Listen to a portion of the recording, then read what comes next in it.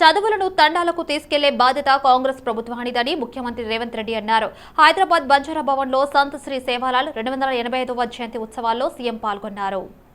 బంజారా సోదరులను కలవడం అంటే కాంగ్రెస్ కుటుంబ సభ్యులను కలుసుకున్నంత ఆనందంగా ఉందని ముఖ్యమంత్రి పేర్కొన్నారు.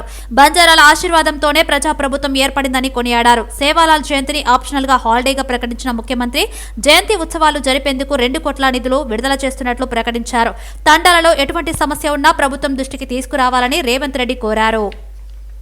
ఇందిరమ్మ రాజ్యం వచ్చిందే బంజారాల కోసం, ఇందిరమ్మ రాజ్యం తెచ్చిందే ఈ బంజారా సోదరులు అని చెప్పి నేను ఈ సందర్భంగా తెలియజేస్తున్నా. 1976లో బంజారా సోదరులను షెడ్యూల్ ట్రైబ్స్ లో శ్రీమతి ఇందిరాగాంధీ గారు చేర్పించారు. ఎస్టీ జాబితాలో లంబాడ సోదరుని చేర్చడం వల్ల ఐఏఎస్లు, ఐపీఎస్లు, ఐఎఫ్ఎస్లతో పాటు పెద్ద పెద్ద హోదాలలో ఈ రోజు వాళ్ళందరూ కూడా కొనసాగుతున్నారు. ఇచ్చిన రాష్ట్రంలో 10 సంవత్సరాలు మీకు సముచితమైన స్థానం కల్పించి చదువుకున్న పిల్లలకు ఉద్యోగ ఉపాధి అవకాశాలు కల్పిస్తారని మేము అందరం ఆశించినాం. కానీ ఆశించిన మేరకు అభివృద్ధి జరగలేదు, అవకాశాలు రాలేదు. అందుకే మొన్న జరిగిన ఎన్నికల్లో దొరల రాజ్యం పోవాలి, పేదల రాజ్యం రావాలి అని మీరందరూ ఆశీర్వదించడంతో ఈ రోజు కాంగ్రెస్ పార్టీ అధికారంలోకి వచ్చింది. సంత్ సేవాలాల్ జయంతిని ఆప్షనల్ హాలిడే కింద రాష్ట్ర ప్రభుత్వం నిర్ణయం తీసుకున్నది. ఏ తండాలైనా తాగడానికి నీళ్లు లేకపోతే మా దృష్టికి తీసుకురండి, కరెంటు లేకపోతే ప్రభుత్వం దృష్టికి తీసుకురండి. ఏ తండాలో కూడా కరెంటు లేదు, తాగడానికి నీళ్లు లేవు, మా తండకు పోవడానికి రోడ్డు లేదు, మా పిల్లలు చదువుకోవడానికి బడి లేదు అని ఎవ్వరు కూడా అనొద్దు. మొత్తం 119 నియోజకవర్గాలలో ఎక్కడెక్కడైతే ఈ పాఠశాలలు, రెసిడెన్షియల్ స్కూల్స్ మంజూరు చేసిందో వాటన్నిటిని కూడా 20 ఎకరాలలో ఒక ఎడ్యుకేషన్ హబ్, ఒక యూనివర్సిటీ స్థాయిలో అభివృద్ధి చేసి ఆ ప్రాంతాలలో ఉన్న పేదల పిల్లలు చదువుకోవడానికి మా ప్రభుత్వం ఏర్పాట్లు చేస్తుంది. రాజ్యసభకు కాంగ్రెస్ నుంచి సీనియర్ నేత Renuka Chowdhury, youth leader Anil Kumar Yadav nomination దాఖలు చేశారు. 3 సెట్ల నామినేషన్ దాఖలు చేశారు. ఈ కార్యక్రమానికి సీఎం రేవంత్, తెలంగాణ కాంగ్రెస్ ఇన్ఛార్జ్ దీపాదాస్ మున్షి, దిగ్విజయ్, పలువురు మిత్రులు, ఎమ్మెల్యేలు, ఎమ్మెల్సీలు పాల్గొన్నారు. నామినేషన్లకు ఇవాళ చివరి తేదీ కావడంతో నామినేషన్ వేశారు. రేపు నామినేషన్లు పరిశీలించనున్నారు. అంతకుముందు సీఎం రేవంత్ రెడ్డి రేణుకా, అనిల్కు బీఫామ్లు అందజేశారు. బీఆర్ఎస్ నుంచి వద్దిరాజు రవిచంద్ర నామినేషన్ దాఖలు చేశారు. ఈ కార్యక్రమానికి కేటీఆర్, బీఆర్ఎస్ ఎమ్మెల్యేలు, ఎమ్మెల్సీలు పాల్గొన్నారు.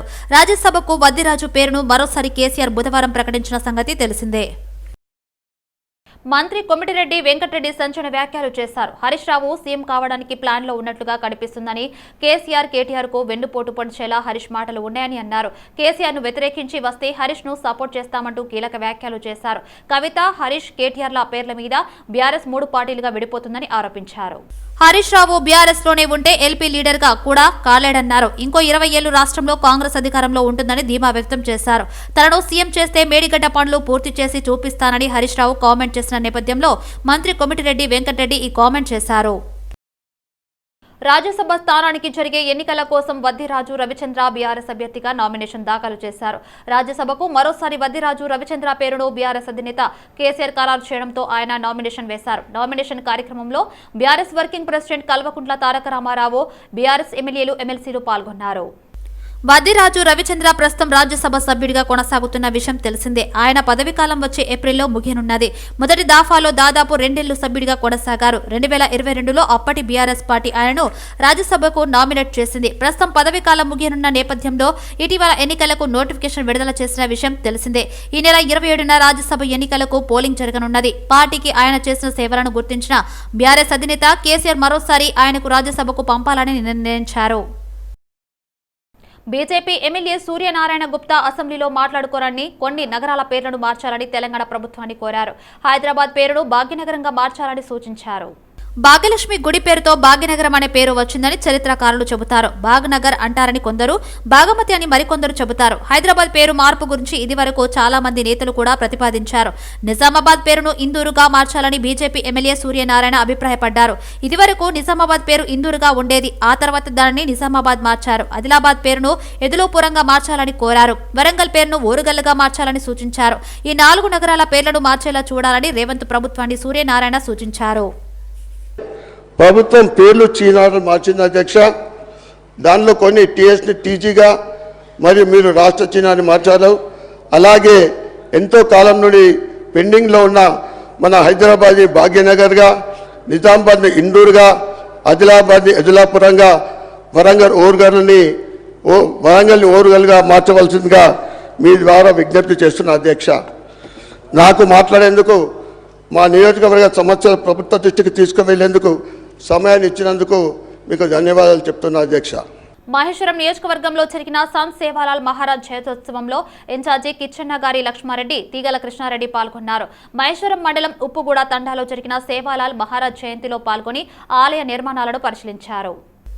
అనంతరం కాంగ్రెస్ నేతలతో కలిసి కందుకూరు మండలం కేంద్రంలో జరిగిన సేవాలాల్ ర్యాలీలో పాల్గొన్నారు కేఎల్ఆర్, కేటీఆర్. ఈ సందర్భంగా కేఎల్ఆర్ మాట్లాడారు. గిరిజన సంక్షేమానికి నాడు నేడు పాటుపడింది కాంగ్రెస్ పార్టీని అన్నారు. సంచారం చేస్తున్న అడవి బిడ్డలకు పోడు భూములు ఇచ్చి వ్యవసాయం వైపు మళ్లిపించే నాటి ఇందిరమ్మ అని గుర్తు చేశారు. తండాల ఏర్పాటు, విద్యా వైద్యం కల్పించి గిరిజన జాతిలో అవగాహన కల్పించిన ఆరాధ్య దైవం సేవాలాలకు హైదరాబాద్ నడిబొడ్డున విగ్రహం ఏర్పాటు చేసేందుకు ప్రభుత్వం సుముఖంగా ఉందన్నారు. ఆయన స్ఫూర్తిగా ప్రతి ఒక్కరూ ముందుకు వెళ్లాలని కిచ్చన్న గారి లక్ష్మారెడ్డి, మాజీ ఎమ్మెల్యే తీగల కృష్ణారెడ్డి సూచించారు. ఈ కార్యక్రమంలో మహేశ్వరం నియోజకవర్గ కాంగ్రెస్ ప్రజాప్రతినిధులు, నాయకులు, కార్యకర్తలు, గిరిజన సంఘాలు పాల్గొన్నాయి.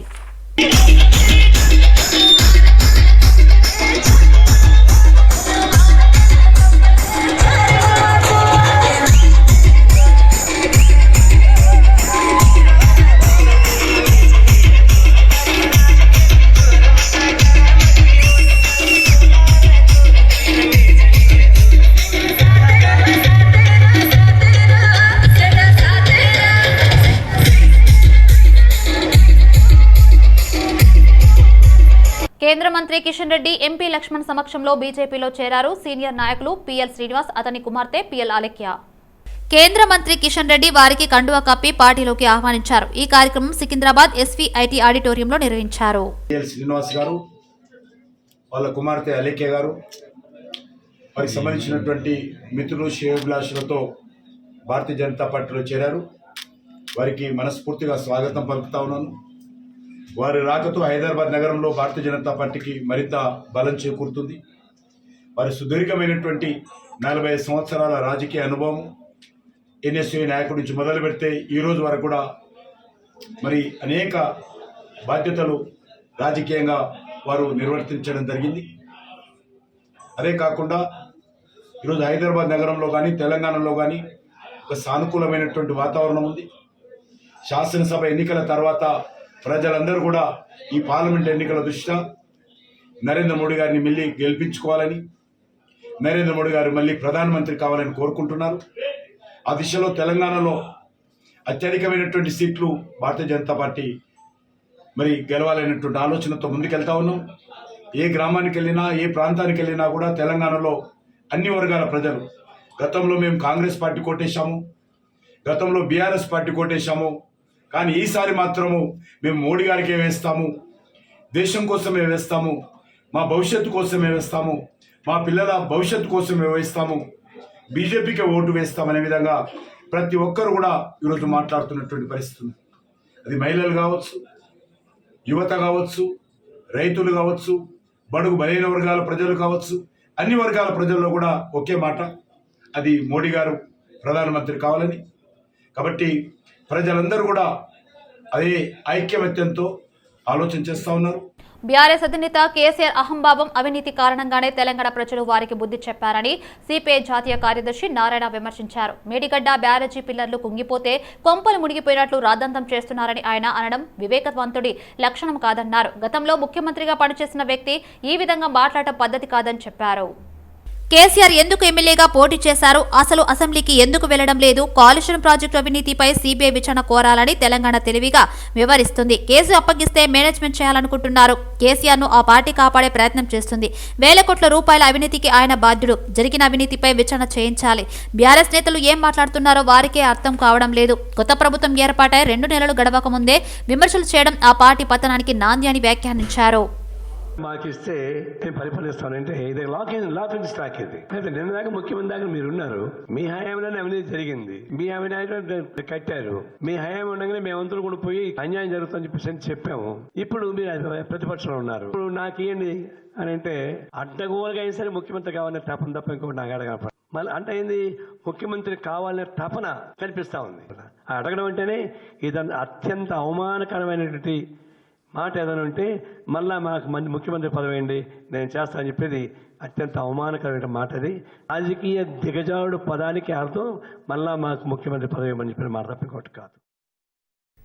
శాస్త్ర సాంకేతికత రంగాలలో భారతదేశం ప్రపంచ దేశాలను శాసించే స్థాయిలో ఉందని కేంద్ర భూ విజ్ఞాన శాఖ మంత్రి కిరణ్ రిజిజు అన్నారు. హైదరాబాద్ ప్రగతి నగర్లోని INCOIS లో నూతనంగా ఏర్పాటు చేసిన SYNOPS విభాగాన్ని ఆయన ప్రారంభించారు. ఎన్కాయిస్ శాస్త్రవేత్తలు 25 ఏళ్లుగా ఎన్నో పరిశోధనలు చేసి మన దేశానికే కాకుండా ప్రపంచ దేశాలకు సైతం దిక్సూచిగా నిలిచారని కేంద్ర మంత్రి కిరణ్ రిజిజు ప్రశంసించారు. ఈ సందర్భంగా ఎన్కాయిస్ లో జరుగుతున్న పరిశోధనలను అడిగి తెలుసుకున్నారు. సముద్రంలోని రాకెట్ల నమూనాతో కూడిన రాడర్లను పరిశీలించి భూగోళ నమూనా ద్వారా సముద్ర స్థితిగతులను ప్రత్యక్షంగా వీక్షించారు. Coming to this center itself will make you understand whole ocean life. The government of India's deep ocean mission and our vision for blue economy will be properly anchored by INCOIS. I'm very glad that today I could visit here and had an interaction with our director and the other team members here. In next 3 to 4 years time we would be accomplishing our Samudrayan, and for that all the machineries which you have seen today here, all those gliding machines and all those instruments and equipments which are deployed in the deep ocean, these are going to give us all the feedbacks and necessary informations about the sea.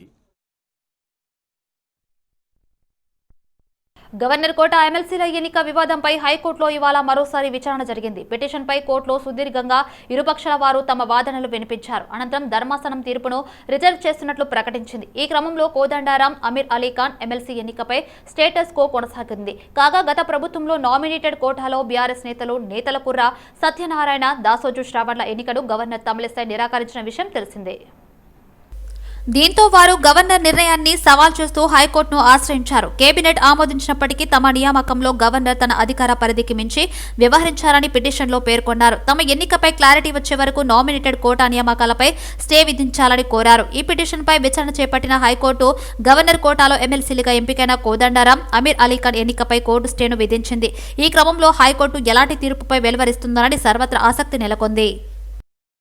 DDL charitable trust ఆధ్వర్యంలో అబ్దుల్లాపూర్ మేట్లోని ప్రభుత్వ పాఠశాల విద్యార్థుల కోసం ప్రేరణ 2024 కార్యక్రమం పెద్ద ఎత్తున నిర్వహించారు. ఈ కార్యక్రమానికి ప్రముఖ వక్త, మోటివేటర్ గంపా గోవర్ధన్ హాజరై విద్యార్థులకు రానున్న 10వ తరగతి పరీక్షలు ఏ విధంగా రాయాలనే దానిపై సూచనలు చేశారు. ఈ చారిటబుల్ ట్రస్ట్ ద్వారా గతంలో 10వ తరగతిలో పరీక్షలో వచ్చినటువంటి ప్రశ్నాపత్రాన్ని అన్నింటినీ సేకరించి ఒక బుక్ గా సమీకరించి సుమారు 3000 బుక్స్ విద్యార్థులకు అందించారు. ఈ board exams 10th class exams వస్తున్నాయని పిల్లలకి ఎగ్జామ్లో భయం ఎట్లా పోవాలా, ఏ విధంగా ఎగ్జామ్ ప్రిపేర్ కావాలా అని ఒక ప్రోగ్రామ్ డిఈఓ గారి పర్మిషన్తోనే చేయడం జరిగింది. దీనికి గంపనాగేశ్వరరావు గారిని మేము అప్రోచ్ అయ్యాము. గంపనాగేశ్వరరావు గారు టైం ఇచ్చి ఈరోజు పిల్లలకందరికీ మోటివేషన్ చేసి దాంతోపాటు ఇంపార్టెంట్ క్వశ్చన్ పేపర్లు అనేటివి గవర్నమెంట్ టీచర్ల ద్వారా మేము ప్రొక్యూర్ చేసి అవి బుక్స్ లాగా తయారు చేసి మన DDL చారిటబుల్ ట్రస్ట్ ద్వారా బుక్స్ ప్రింట్ చేసి 3000 బుక్స్ ఇవాళ డిస్ట్రిబ్యూట్ చేయడం జరుగుతున్నది. ఈ ప్రోగ్రామ్కి డిఓ గారు పర్మిషన్ ఇవ్వటం, గంపనాగేశ్వరరావు గారు చెప్పడం, మా ట్రస్ట్ ద్వారా మా ట్రస్ట్ మెంబర్లు మేమందరం కలిసి ఇది చేయటం చాలా ఆనందకాయంగా ఉన్నది. నమస్తే. అసలు పిల్లలు చెడ్డ పిల్లలు ఎవరు పుట్టలేదు. వాళ్ళకు సరిగ్గా చెప్పేటోళ్ళు ఉంటే, సరిగ్గా చేస్తూ ఉంటే అద్భుతంగా వాళ్ళు మారుతారు. దానికే నిదర్శనం. ఈరోజు ఎలా చదువుకోవాలి, ఎందుకు చదువుకోవాలి, ఎప్పుడు చదువుకోవాలి, ఎలా చదువుకోవాలి, ఎలా గుర్తుపెట్టుకోవాలి, ఎలా ఉండాలి, ఇలాంటి విషయాలన్నీ సైకలాజికల్గా పిల్లలకు అందించడం జరిగింది. ఈ అద్భుతమైన కార్యక్రమాన్ని DDL చారిటబుల్ ట్రస్ట్ వాళ్ళు ప్రజెంట్ చేశారు. ఓన్లీ గవర్నమెంట్ స్కూల్ స్టూడెంట్స్కి, ప్రైవేట్ స్కూల్స్ వాళ్ళకి అన్నీ చెప్తా ఉంటారు, కానీ గవర్నమెంట్ స్కూల్ చెప్పడం అనేది నిజమైన సేవ. ఇది ఇంత అద్భుతమైన కార్యక్రమం పిల్లలందరూ నేర్చుకున్నారు, అందరూ కూడా మోటివేట్ అయ్యారు. గ్యారంటీలో ఒక 40 to 50% 10/10 మార్కులు పాస్ అవుతారు. Thank you very much. Malakpet MIM MLA బాలలపై కేసు నమోదైంది. High court senior lawyer Vedula Venkataramana తరపున ఎమ్మెల్యే బాలల బెదిరిస్తున్నారని యాదగిరి అనే వ్యక్తి CCS లో ఫిర్యాదు చేశారు. ఓ ల్యాండ్ విషయంలో అనుకూలంగా తీర్పు ఇప్పిస్తానని లాయర్ వెంకటరమణ మోసం చేశారని బాధితుడు ఆరోపించారు. 14 కోట్లు డిమాండ్ చేసి 10 కోట్లు తీసుకున్నారని ఆరోపించారు. తీర్పు అనుకూలంగా రాకపోగా డబ్బులు ఇవ్వకుండా బెదిరిస్తున్నారని బాధితుడు ఆరోపించారు. దీంతో వెంకటరమణ బలాలపై కేసు నమోదు చేసి CCS పోలీసులు విచారణ చేస్తున్నారు. ఈ ఘటనకు సంబంధించి పూర్తి వివరాలు తెలియాల్సి ఉంది.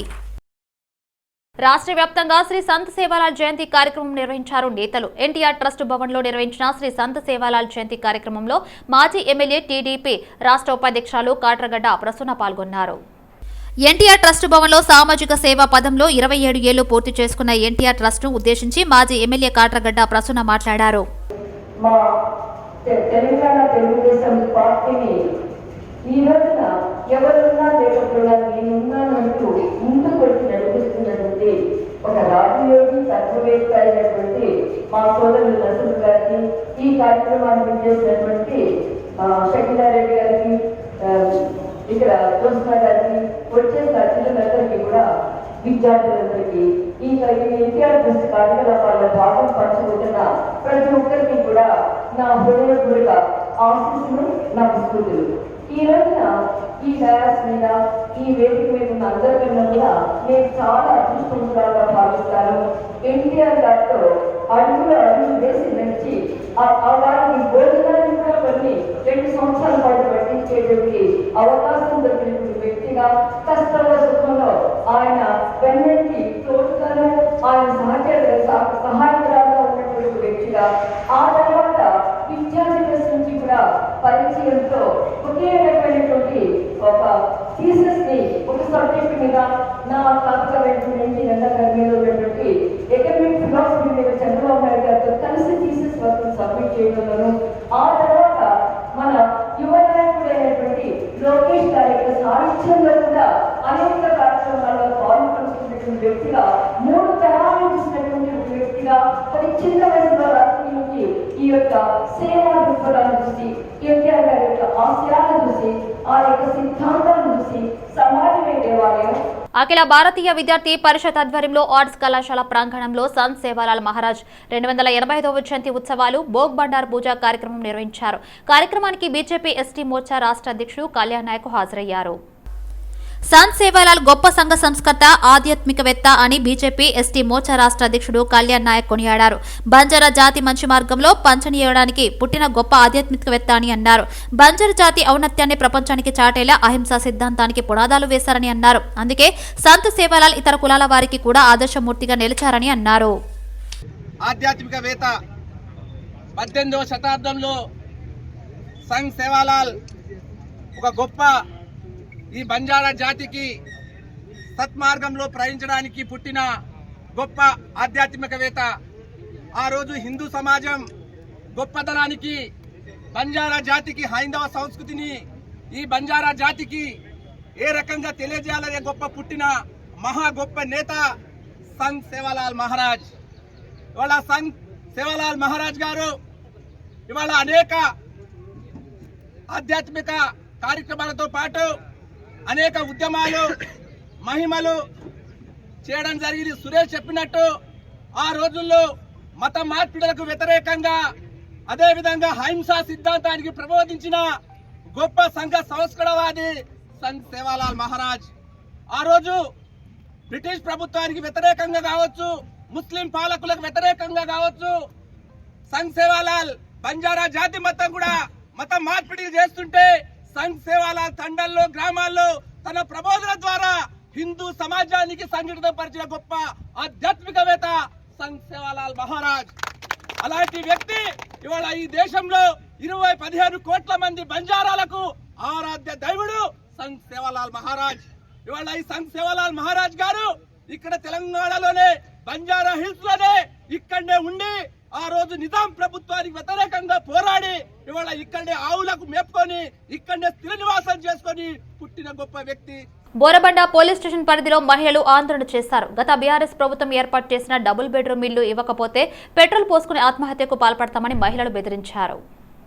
జూబ్లీహిల్స్ ఎమ్మెల్యే మాగంటి గోపీనాథ్ మాట ఇచ్చి మాట తప్పారంటూ ఆగ్రహం వ్యక్తం చేశారు. ఎమ్మెల్యే అనుచరులకు అనుకూలంగా ఉన్న వాళ్ళకే ఇచ్చుకున్నారంటూ కమలనగర్ బస్తీ మహిళల ఆవేదన చెందుతున్నారు.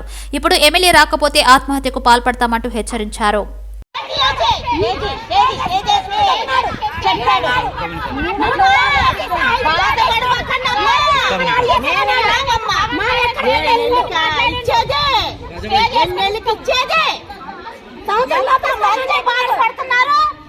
ఇల్లు లేక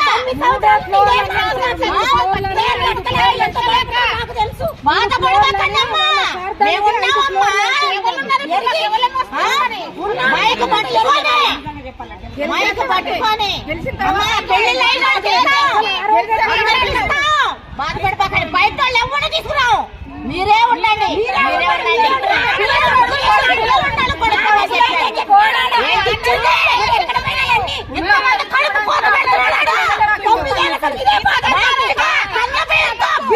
తగ్గిస్తున్నాడు, మేము దొడ్డు బియ్యంతో తింటున్నాం.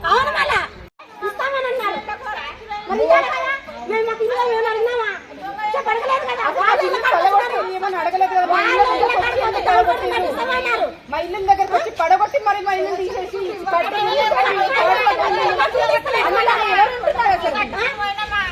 అసలు ఎమ్మెల్యే ఎందుకు వచ్చి మా ఇల్లు పడగొట్టి కోసం మేయర్ కోసం ఇక్కడికి వచ్చి మా ఇల్లు దగ్గరకు వచ్చి కూడగొట్టి మమ్మల్ని రోడ్డు పాలు చేసి మమ్మల్ని ఇట్లా చేసి మమ్మల్ని కిరాయి కట్టాక చచ్చిపోతున్నాం.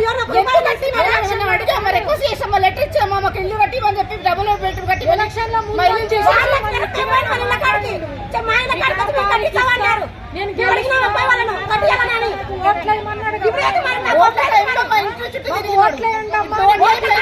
పటాన్చెరు నియోజకవర్గం పాషమైలారం పారిశ్రామిక వాడను సంగారెడ్డి జిల్లా కలెక్టర్ పల్లూరి క్రాంతి సందర్శించారు. వనమాలి కంపెనీలో అగ్ని ప్రమాదం చోటు చేసుకుంది.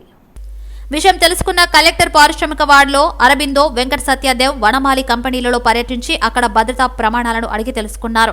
మీడియాతో మాట్లాడిన కలెక్టర్ భద్రతా ప్రమాణాలు పాటించని కంపెనీలపై చర్యలు తీసుకుంటామని, త్వరలోని అధికారులతో పూర్తి సమీక్ష నిర్వహించి ఒక కార్యాచరణ ప్రకటిస్తామని చెప్పారు.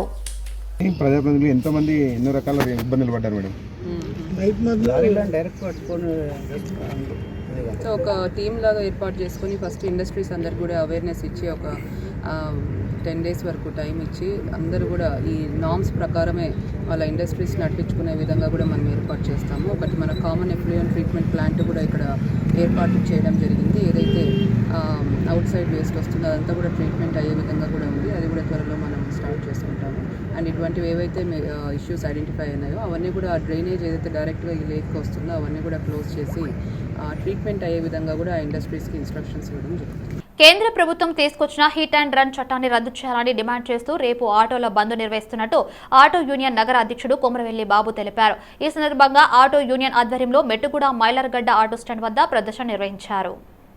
ఆటో డ్రైవర్ల సమస్యలు పరిష్కరించాలని 10 సంవత్సరాలుగా అనేక పోరాటాలు నిర్వహిస్తున్నప్పటికీ కేంద్ర రాష్ట్ర ప్రభుత్వాలు పట్టించుకోలేదని అన్నారు. సంక్షేమ బోర్డు ఏర్పాటు చేయాలని ఎన్నిసార్లు విన్నవించినా పెడచెవిన పెట్టరని ఆరోపించారు. రాష్ట్ర ప్రభుత్వం ప్రవేశపెట్టిన ఉచిత బస్ ప్రయాణం పథకం ద్వారా ఆటో డ్రైవర్లు తీవ్రంగా నష్టపోతున్నారని డ్రైవర్లను ఆదుకోవాలని కోరారు. మైలర్గడ్డ ఆటో రిక్షా డ్రైవర్స్ యూనియన్ బ్రాంచ్లో ఈరోజు సమావేశం జరిగింది. ఈ బ్రాంచ్ సమావేశానికి మరి ముఖ్య అతిథిగా కొమరవెల్లి బాబును auto rickshaw drivers union Hyderabad జిల్లా అధ్యక్షుడు పాల్గొన్నాను.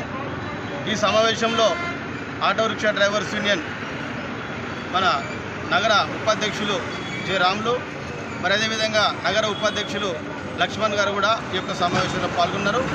వీరందరికీ కూడా విప్లవం తెలియజేస్తున్నాం.